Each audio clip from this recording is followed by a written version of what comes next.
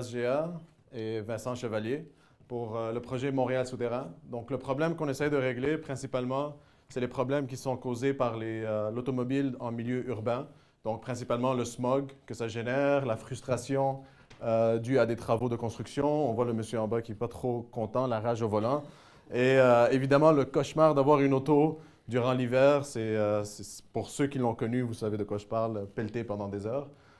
Montréal souterrain, souterrain a deux sens. Donc, souterrain veut dire aussi le réseau souterrain de Montréal, mais aussi souterrain dans le sens caché. Donc, caché, secret, mystérieux.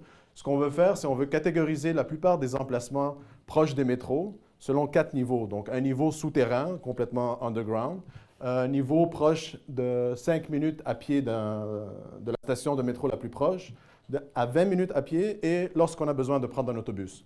Donc, c'est principalement ça qu'on veut faire. On veut prendre tous les emplacements, boutiques, commerces, services financiers, services comptables, mais aussi les épiceries. Donc, les épiceries par nationalité, par tout ce qui est intéressant dans le fond pour permettre de vivre et de découvrir la ville sans utiliser d'auto. Donc, le logo ici change avec les saisons. Donc, c'est ouvert durant les 4 saisons, le Montréal souterrain. Et présentement, on est dans le logo d'automne. Les impacts positifs, mais moins qu'il y a d'auto dans la ville, meilleur c'est pour l'environnement.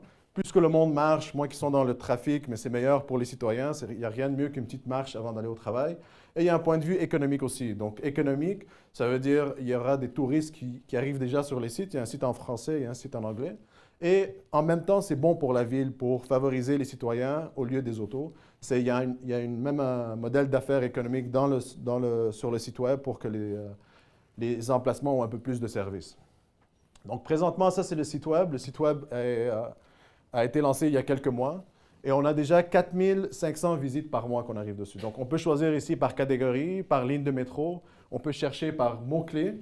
Et on peut traduire le site par la plupart des langues qui sont utilisées à Montréal, donc l'italien, le chinois, le grec, le portugais. Et on peut s'inscrire à la newsletter ici. Aujourd'hui, qu'est-ce qu'on a fait? Principalement, on a déménagé la plupart du site vers un serveur au Québec, ici, avec un partenaire. Il nous a donné un serveur assez puissant. On a parlé avec la STM. Ils sont très intéressés par le projet. Ils nous ont dit amenez-le à un certain niveau. On va vous mettre sur stm.info. Donc, ils ont 1 million de visiteurs par mois. Donc, on est allé chercher un partenaire qui nous a donné un serveur très, très puissant pour les 3 prochaines années. La refonte de la base de données. La base de données a été faite avec l'aide de Vincent aujourd'hui. On a revu la structure. Et au lieu d'y aller variable par variable pour, par exemple, choisir les restaurants, là, on est capable de faire des croisements de variables.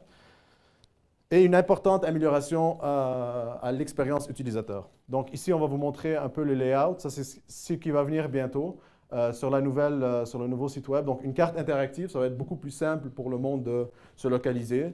Ils seront capables de choisir avec plusieurs variables. Donc restaurant, proche de chez moi, et par exemple par prix, par nationalité et par ligne de métro. Donc ça, c'est avec la nouvelle base de données, c'est ça qu'on sera capable de faire. On a même ajouté, ici, on prévoit ajouter accessibilité pour les personnes à mobilité réduite, donc une idée qu'on a eue aujourd'hui. Et la prochaine étape, c'est vraiment qu'on puisse avoir un partenaire qui va nous permettre d'aller au prochain niveau et de vraiment faire connaître non seulement le site à la ville, mais aussi à l'international. Encore une fois, on n'a pas eu le temps d'en parler, mais il y a un site en anglais qui reçoit autant de visites aussi. Donc, merci beaucoup et espérons vous voir sur le site. On reçoit des commentaires déjà de plusieurs personnes qui nous donnent des suggestions d'amélioration. Donc, je vous invite tous à visiter le site et nous laisser peut-être un commentaire ou une recommandation. Merci beaucoup.